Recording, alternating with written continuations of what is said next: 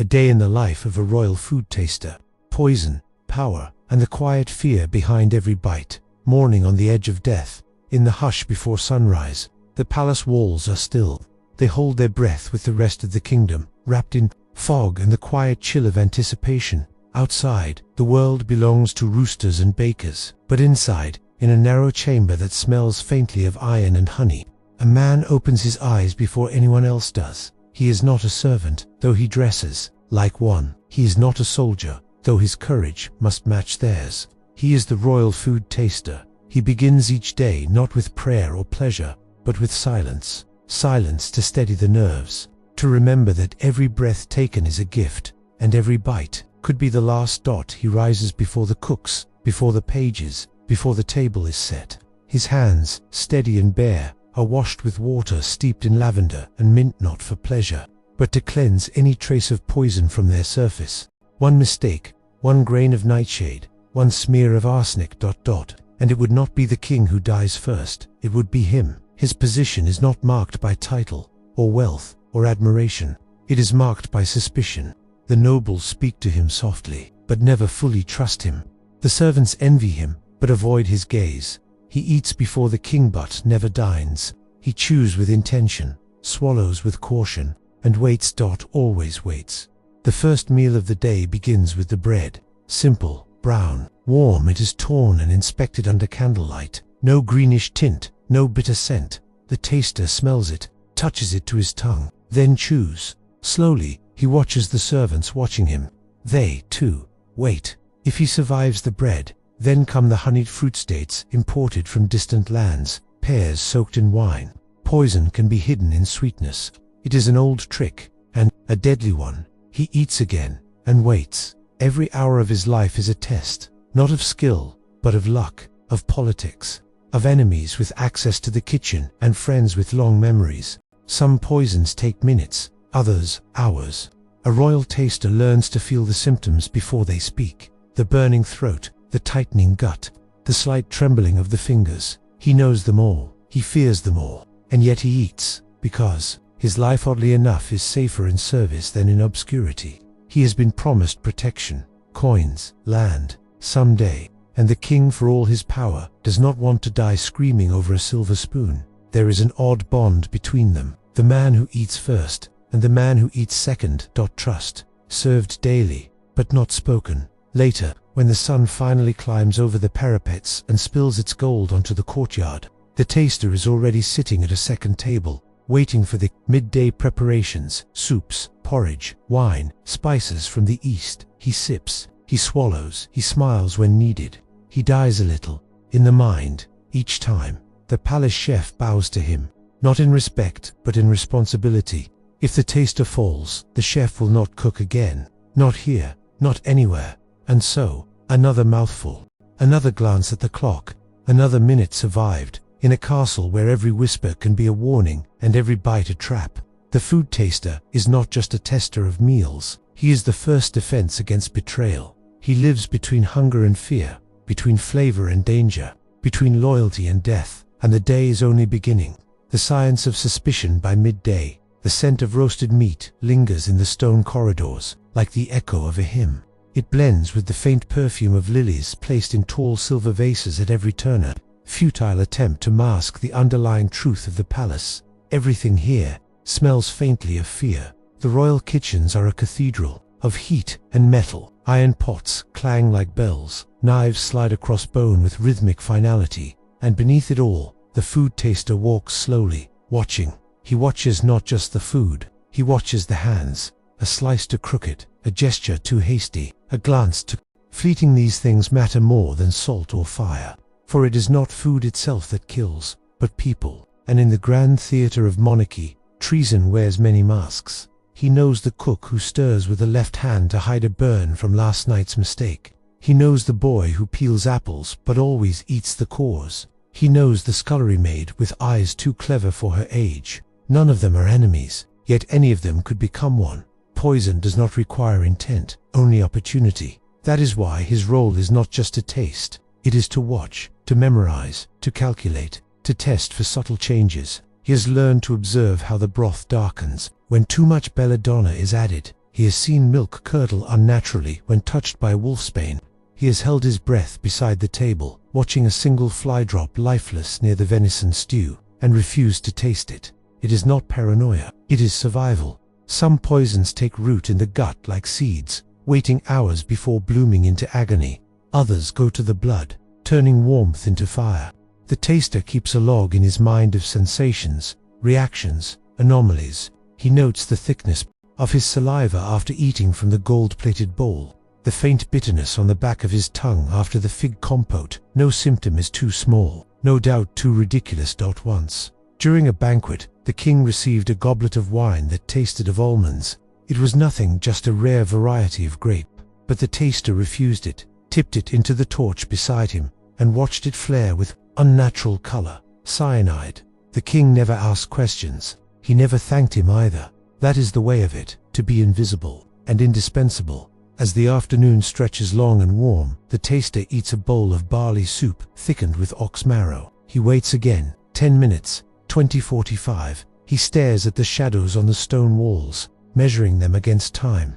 He will live. This time, his body is a map of remembered pains, old episodes of nausea, the ring of ringing ears. Once, a mild case of induced vomiting saved his life, but also left him blind in one eye for 3 days. He learned then that antidotes work, but not always as you hope. He now carries a satchel beneath his tunic, hidden and stitched tight.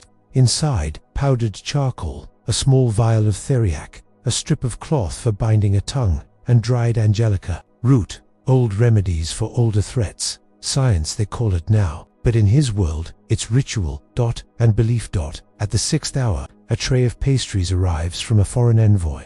Delicate, dusty with sugar, wrapped in parchment, scented with cardamom. Beautiful, but suspicious. He eats one, then waits. The sugar melts on his tongue like guilt. He says nothing, just waits. Tomorrow, there will be another meal, another spoon, another risk. But today he lives. The quiet price of loyalty. Evening arrives not with fanfare but with shadows.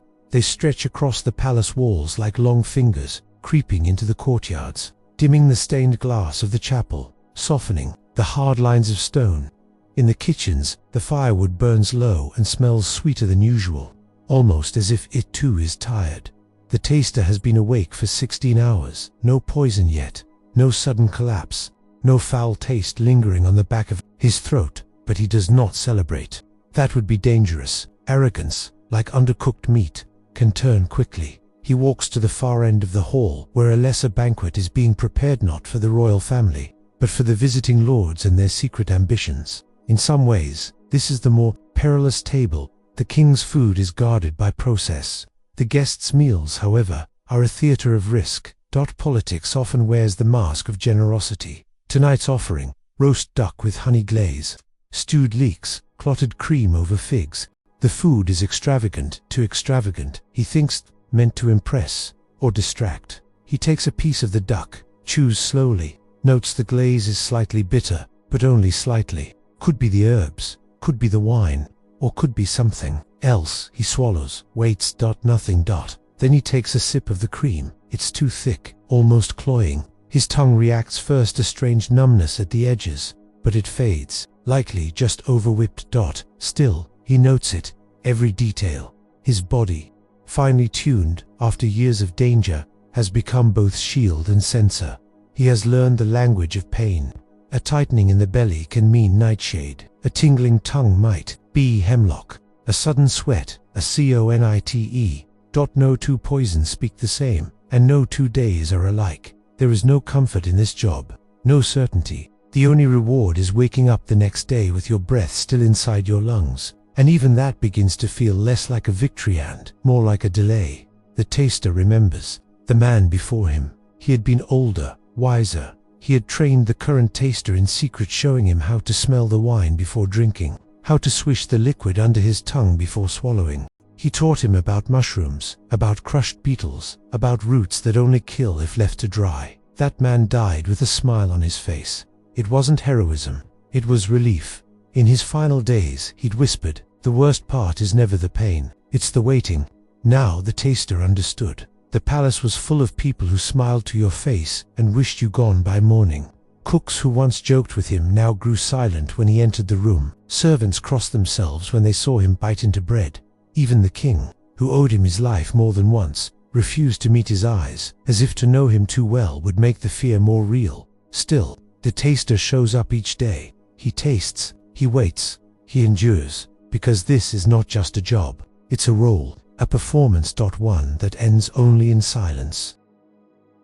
A poisoner's shadow, long after the guests have finished their wine, after the clinking of goblets has faded into stillness and servants have begun to sweep the stone floors in quiet rhythm. The taster walks alone. His room is not in the royal quarters, nor is it near the servants' halls. He sleeps in a narrow chamber carved between two buttresses of the east wing, a forgotten space, meant once for records, now housing a man who records only pain. There is no bed, only a cot, no desk, only a stool and a basin, no fire, only silence. But he doesn't mind, he prefers it this way. It is safer when no one remembers where you sleep. He sits, removes his boots, and places them beside the door with care, not out of discipline, but out of ritual. The day has to end with something clean, a line drawn, a pause, but sleep never comes quickly. His mind replays the meals in reverse, each bite, each sip, each suspicious glance from a noble's narrowed eye. He sees again the thick cream, the slight bitterness of the duck glaze, the hesitation in the serving maid's hand as she passed the plate. He trusts no one, not the cook, not the steward, not even the queen's herbalist who swears her teas are only for nerves. And perhaps that's what the job really is, not the tasting, but the mistrust, to stand between a king and his enemies, to risk death, not by sword or arrow, but by syrup and salt. Once, he believed poisoners were shadows, whispered threats told to scare the court into obedience. But now, he knows better. Poisoners are real, and worse, they are clever. Some use powders, colorless and tasteless, others crush seeds or dry roots, masking bitterness with honey. The most skilled of all use timing, adding toxins that do not kill instantly, but weaken slowly over days, until the body becomes its own assassin. Years ago, a duke fell ill after a feast. The taster had survived. The blame fell on the wine. But later, a child found the same grapes used in the dessert, rotting in the refuse pile with a strange sheen on their skin. The baker was never seen again. The taster did not sleep for a week after that. He knows that poison isn't always meant to kill. Sometimes it's meant to send a message, a warning, a quiet threat wrapped in roasted meat or candied almonds. It is a language, and he, more than anyone, has learned to read its accent. Tonight, as the candlelight flickers against the stone wall, he removes from his cloak a small pouch. Inside, dried petals from a flower that once nearly ended him. He keeps them not out of fear but out of memory. He must remember. He must never forget that every sweetness may hide a sting, that every comfort may be laced with silence, even trust, especially trust. He closes his eyes not in rest, but in preparation. The next day will come with new dishes, new hands, new risks, and he must meet it not with courage, but with precision, because in the palace, death doesn't always walk in armor. Sometimes, it walks in on a silver tray. The bitter morning the castle wakes before the sun. It begins with the rustling of straw in the stables, then the slow creak of kitchen doors as cooks slip into the cold, stone-lit silence. Fires must be rekindled. Dough must rise. Water must boil before the bell rings to announce the king's morning meal. But the taster wakes. Before even that, his body stirs, not with rest, but with routine. The sleep he finds is shallow and easily escaped, like a pond that never dares to freeze. He sits upright on his cot, back straight, hands resting on his knees, as if waiting for a verdict. There are no dreams anymore, only echoes of taste. His first ritual is always the same. Rinse the mouth with mint leaf soaked in vinegar. It clears the tongue, awakens the senses. Some would say it's unnecessary, just a superstition, but to the taster, it is armor, not against poison, but against forgetfulness. Forgetfulness is far more dangerous than any toxin in the hallway. A boy arrives with a satchel of herbs, and a folded cloth signals from the herbalist. The cloth is damp and smells faintly of cloves. It's meant to soothe the stomach after the morning tastings. A quiet truce between science and suspicion. Today's breakfast is lighter than most. A basin of oat porridge, laced with honey, and a side of preserved figs. Harmless perhaps, but sweetness often hides bitterness best. The taster walks into the kitchen, not like a man entering work, but like a soldier entering a battlefield he has memorized.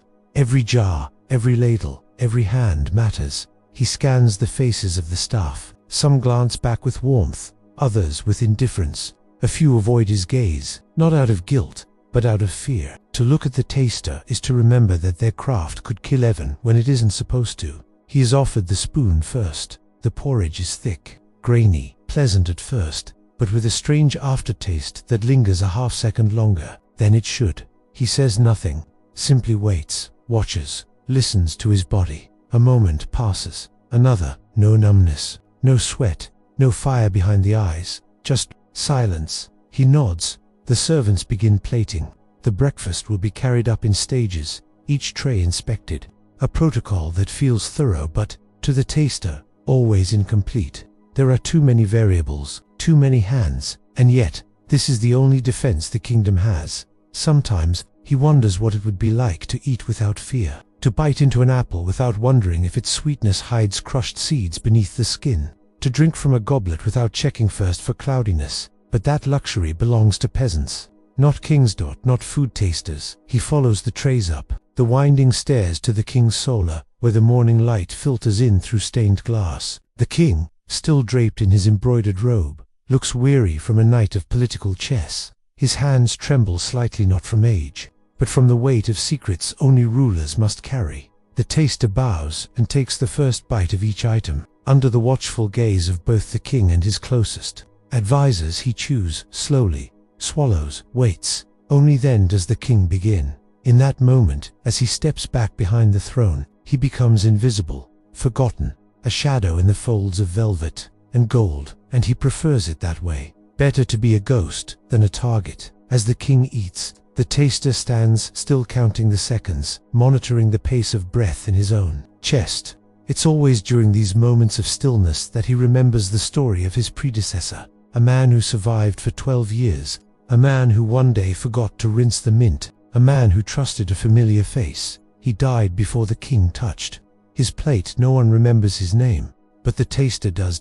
Every morning, with every breath, behind the veil of the banquet, the sun is higher now, drawing geometric patterns through the castle's high windows, warming the stone just enough to remind those inside that time still moves. While courtiers exchange news and soldiers drill in the courtyard, preparations begin for what the royal household calls the second meal, but what most simply refer to as the midday judgment. This is the moment that worries the taster most. Unlike breakfast, which is modest and functional, the midday banquet is a performance, a play, wrapped in spices and garnished with trust. It is when ambassadors arrive, when dukes speak in veiled metaphors, when the king must look confident even as betrayal stirs in someone's spoon. The taster returns to the kitchens, which are now in full eruption. Steam clouds the air. Chickens are being stuffed with dates and almonds.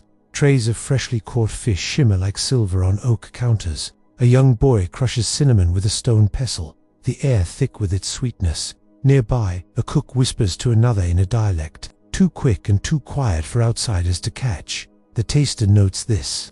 Words are not just gossip, they're ingredients. One of the dishes to be served is a delicate pheasant pastry, soaked in wine and decorated with saffron. Too expensive to waste, too complex to fake. He asks to taste each component separately. The pastry first, flaky, buttery, simple. Then the pheasant, slightly gamey, no trace of bitterness. The wine-soaked layer. Here, he pauses. It's sweet, almost too sweet. The kind of flavor that masks edges. He nods slowly, waits, breathes. There's a pulse behind his eyes, but it fades. It's safe. For now, in a side room, plates are arranged in ritualistic order, everything in symmetry. The court believes that symmetry wards off chaos, that if the food is balanced, the kingdom will be. But the taster knows better. Order is an illusion. Safety, a script recited until someone forgets their line. He's invited to the side of the head steward, who asks again whether the sauces have been tested. The taster says yes. The steward still waits for another nod.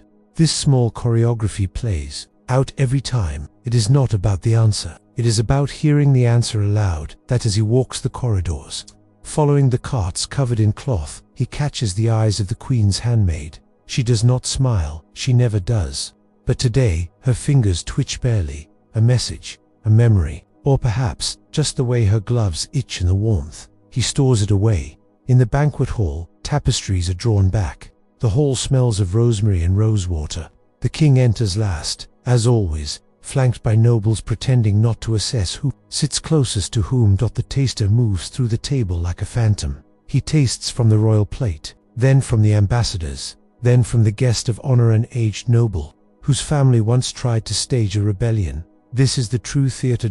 Behind every goblet of wine, a question. Behind every smile, a test. And behind every bite, a risk no one else is willing to take. The king raises his cup. The nobles follow.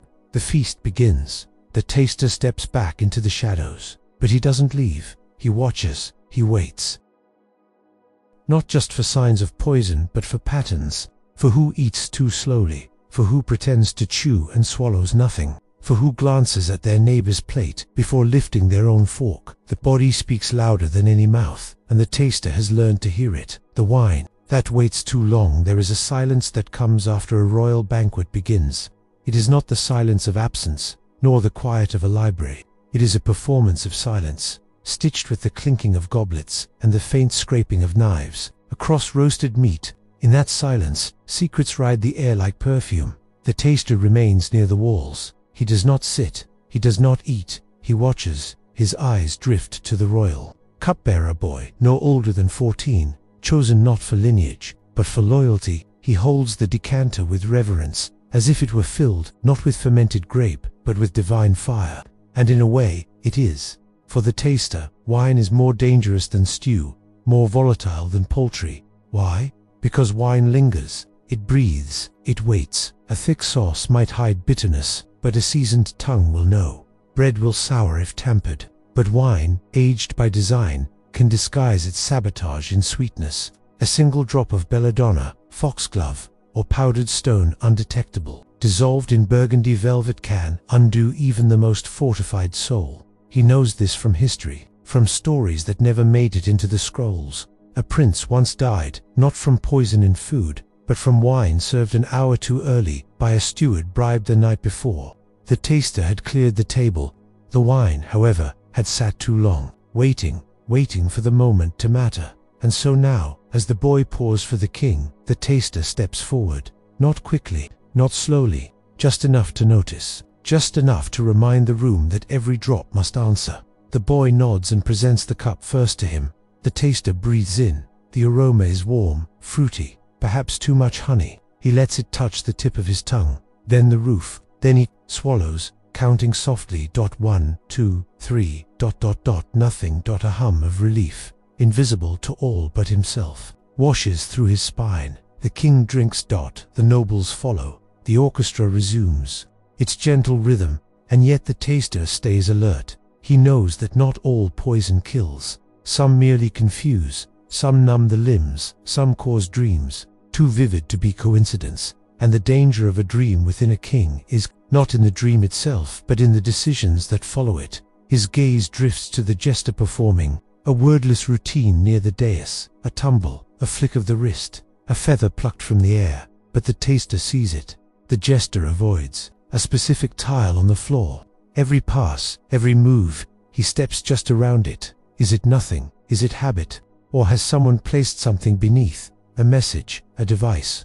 In this world, nothing is just for laughter. Not really. He'll investigate later. For now, he watches as servants bring out candied fruits, arranged in geometric spirals. A gesture of hospitality, a test of indulgence. In the court, those who eat too quickly are seen as vulgar, but those who refuse to eat at all, they are plotting something. Even the act of eating becomes a political stance. The taster tastes one fig, wrapped in lemon peel. Sweet, harmless. But then again, the most harmless things always are. He leans against the stone pillar. From here, he sees the queen lean to whisper into the king's ear. The king nods once. To most. It is love. To the taster. It's calculus. Every smile, every whisper, every motion at the royal table means something.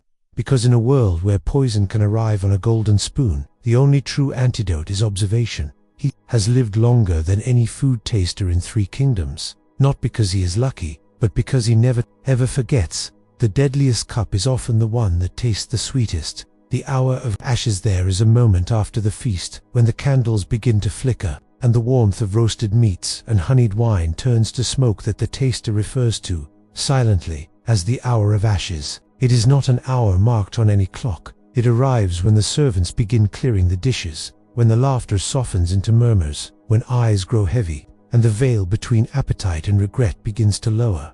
He has always found this hour dangerous, not because of what is served but because of what is forgotten. During the meal, the taster is vigilant. He samples everything before the king touches it. He watches for sweating brows, dilated pupils, trembling finger signs of poison at work.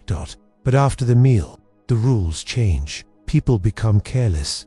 Goblets are refilled too quickly. Plates are mixed. Servants distracted. And in the haze of satisfaction, even the sharpest eyes dull. He steps into the hallway just beyond the banquet hall, letting the cold air cut through the heat, lingering on his skin. There is always a draught here, near the tapestries, where the stone breathes with the past. A boy passes with a silver tray on it, an untouched apple glazed with clove syrup, an offering for the queen. He stops the boy gently. "Did you watch? It prepared." The boy hesitates, then nods too quickly. "From the beginning." Another pause. "No, my lord. It came from the kitchens already dressed." He nods, taking the apple. In the dim light, it gleams. Too much gloss. Too perfect a skin. He lifts it to his lips and breathes in. Sweet clove, but beneath that, something floral, not perfume. Something wrong. He slices the skin with a nail. Inside, near the core, just beneath the surfaces, a darker shade of pulp, almost purple. He does not taste it. He does not need to. This apple was not meant to kill. Not immediately. It was meant to slow, to dim the eyes, to open the door. For influence, a softened queen can be a useful thing in the right political storm. He wraps it in cloth and hands it to a trusted guard with a whisper. "Burn it. Don't speak of it." The boy has already disappeared. He notes to remember the face. The ash hour, as always, proves true. By the time he returns to the hall, the king is rising from his chair. The courtiers bow. The torches are lower now. The light, gentler. The danger, subtler, and yet he senses it still. He walks beside the royal family as they retreat to their private chambers, keeping 3 steps behind. He knows the path. He knows each crack in the stone, each stair that creaks, each torch that burns to blue. In the king's chamber, the bed is drawn, the fire lit. But before the king steps through the threshold, the taster always enters first. He walks slowly, scanning. Beneath the pillows, inside the carafe, the air itself, even the scent of the room must answer to him. Tonight, it smells of lavender, calming to calming. He finds a sprig tucked beneath the sheets, soaked in oil, perhaps a gift, perhaps a message. He removes it anyway. It is better to remove too much than leave one thing behind. As the door closes behind the king and queen, the taster remains outside, silent and alert. As always, the hour of ashes is not over until the fire sleeps, and even then he does not.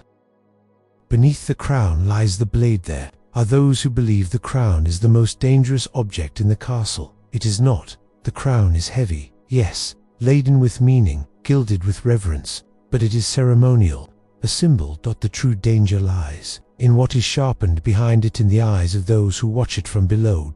In the early hours, when the castle sleeps and the moon moves like a ghost above the battlements, the food taster walks the inner corridors. He passes guards who nod without words, dogs curled beneath tapestries, and candles that die one by one as if whispering secrets to the stone. Tonight, he carries a satchel, not of food, but of scrolls. Each scroll carries the markings of past attempts. Notes from the herbalist, the apothecary, and the physician. He reads them, not for history's sake, but for pattern. One pattern, in particular, haunts him. 3 months ago, the prince fell ill after a festival in the southern provinces. He recovered, but the signs were too familiar. Slowed breath, sluggish mind, night sweats, followed by euphoric bursts. Now, in a different chamber, a similar scent lingers in the silk of the guest bedding.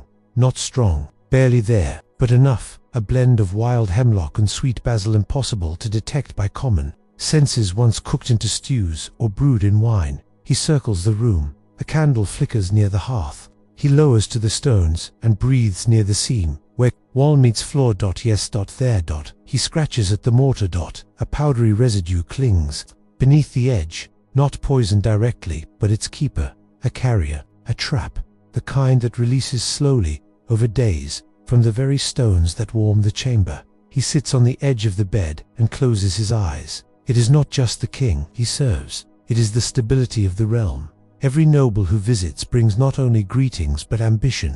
Every cousin is a risk. Every toast is a test. He remembers a time before this, when he was young, before the court, before the crown. His father was a herbalist, not a taster, not a soldier, but a man of the forest. He taught him the scent of danger, not with fear, but with reverence. Poison is not evil, he said once. It is misunderstood. It is truth that acts faster than lies. The boy remembered. And so the man remembers now. He removes a vial from his satch. It contains an antidote not to poison, but to doubt, a neutralizer of scent and trace. He sprinkles it beneath the bed frame, behind the curtains near the candle base. Then he lights a new flame. The room begins to change, not in appearance but in tone, like a stage being reset. The next guest will sleep, unaware, safe, temporarily. He leaves the room quietly, sealing the door not with locks but with silence. His job is not to punish, it is to prevent, to delay betrayal long enough for justice to stir. The halls echo with his footsteps, slow and careful. Below, in the kitchens, a cook prepares breakfast. For the dawn, oats, honey, warm milk, nothing dramatic. But even there, in the smallest spoon, could hide a revolution. He will taste it first, always before the crown, before the blade, where trust ends and silence begins. Trust is a strange thing in a castle. It isn't spoken, it isn't declared, it isn't even expected. It is assumed like the air, like the stone, like the torch that never flickers. And yet, like all things assumed, it is the first to disappear when the wind shifts. The food taster wakes before sunrise. His breath is shallow, not from fear, but from the weight of knowing too much and being allowed to say too little. Today is a holy day, a feast, a celebration of the Queen's birthday. Nobles will come draped in fur, lace, and envy. Musicians will play songs no one listens to. Toasts will rise like banners in the air, and beneath each sip, he will search for ghosts. In the royal kitchens, the atmosphere buzzes, fires roar, cleavers strike, spices cloud the air like incense. Everything is louder on feast days, even secrets. He walks past the stew, dips a spoon. Tastes. Thyme, rosemary, a hint of clove. Balanced. Next, the pastries. He cuts one in half, presses the dough to his nose. Almond, but almond hides cyanide. If you're not careful, he tastes. It is clean. His assistant nods from the side. The signals are not words, they are eyes, fingers, breaths, even language. Here can be a risk. Later, at the banquet, gold glimmers on silver platters. The king raises a goblet. The taster steps forward and drinks first. The queen eyes him, not with suspicion, but with something colder. Curiosity. She does not smile. She never has. He wonders if she ever will. Nobles laugh. Candles dance. The smell of roasted meat and sweetmeats and rosewater fill the room like a fog of luxury. But the food taster hears none of it. He listens to patterns. He watches who eats fast, and who waits, who drinks deeply, and who lets the wine linger. In the third hour, a servant stumbles, a goblet spills. Wine darkens the edge of the king's robe. The king's hand flinches, but only for a moment. The food taster's eyes meet the servant's. There is a tremble, not fear, remorse. The taster will remember that face. He always does, even in dreams. After the feast, in the privacy of stone walls and a single candle, he records everything, not in ink, but in memory. He places each detail in a chamber of his mind, where names and moments wait for the right time. He removes the gloves he wore during the banquet. Inspects the fingertips, a slight numbness. He licks one finger, waits, then takes a sip from the vial around his neck. The tingling subsides. The poison was light trace amounts, perhaps left on a goblet's stem, perhaps not meant for him, or perhaps it always was. He will never know. That is the price, not death, but uncertainty. He returns the gloves to the fire, watches them blacken. Trust. He knows is not given, it is tasted. One bite at a time, and silence is the only oath that keeps you alive. The crown may rest on a king's head, but safety, it rests on a tongue that knows too much, and dares to speak none of it.